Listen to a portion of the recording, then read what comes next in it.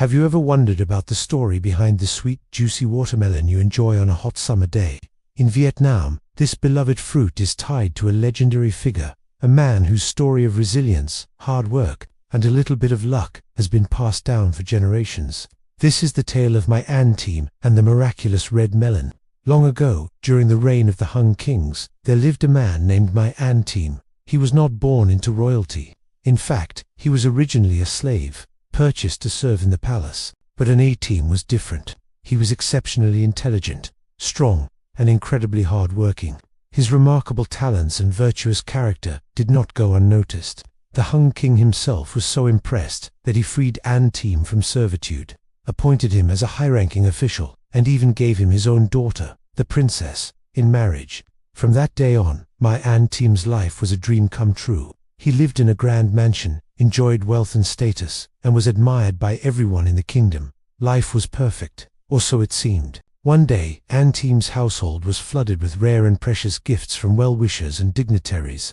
Looking at the mountain of treasures, he smiled and remarked to his wife, perhaps a bit too casually, "All these gifts, this prosperity, it's a blessing from heaven and earth. It's not just the king's favor." He meant no harm, no disrespect. He was simply expressing his belief that their fortune came from a higher power and their own efforts.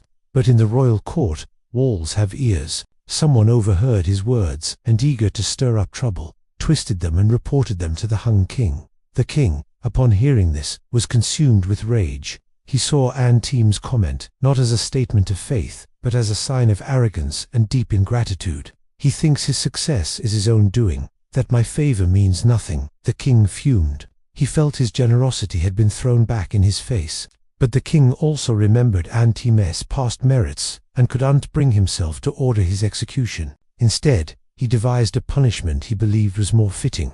He would test An Tièm's belief in self-reliance. The king declared that Mai An Tiêm and his entire family would be exiled to a deserted island far out at sea. There, they would be left with nothing, forced to see if heaven and earth would truly provide for them. So An Tiêm, his wife, and their young children were put on a boat and taken to a desolate, windswept island. As the royal ship sailed away, they were left utterly alone, surrounded by the roaring ocean and the empty sky. There was no shelter from the storms, no fields to plow, no one to turn to for help. It was a place where hope could easily die. But Mai An Tiêm was not a man who despaired. He looked at his frightened wife and children, and with a steady voice, he told them, "Heaven gives birth to the elephant, so heaven must also grow the grass for it to eat.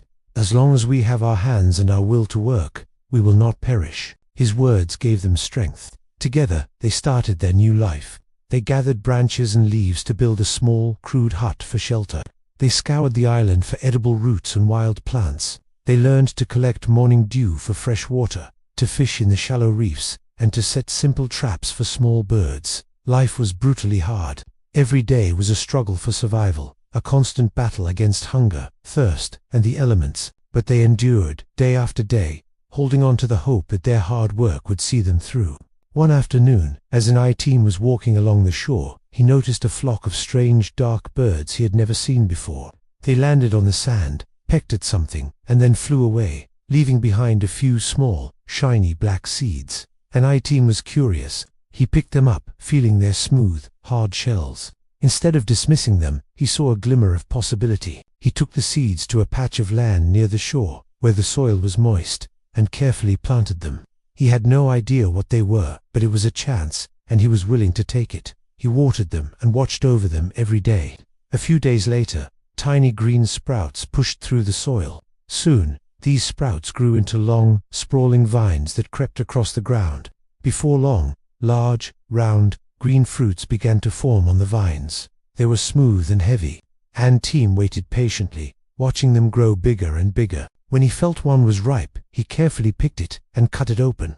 Inside, he was met with a stunning sight. The flesh was a vibrant, brilliant red, dotted with black seeds, and it glistened with sweet juice. He took a bite. It was incredibly sweet, refreshing, and unlike anything he had ever tasted.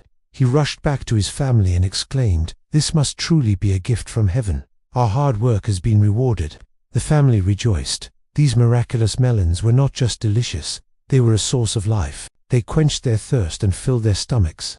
Realizing what a treasure they had found, An Tiêm and his wife began cultivating the melons with renewed vigor. From those few initial seeds, they soon had a thriving garden.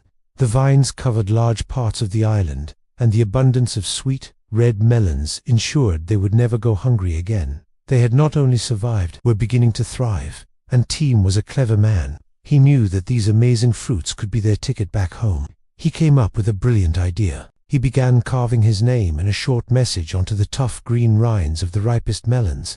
Then, he would carry them to the edge of the island and release them into the ocean currents, hoping they would float back to the mainland. He did this again and again, sending his messages in a bottle or rather, on a watermelon out into the vast sea. His plan worked.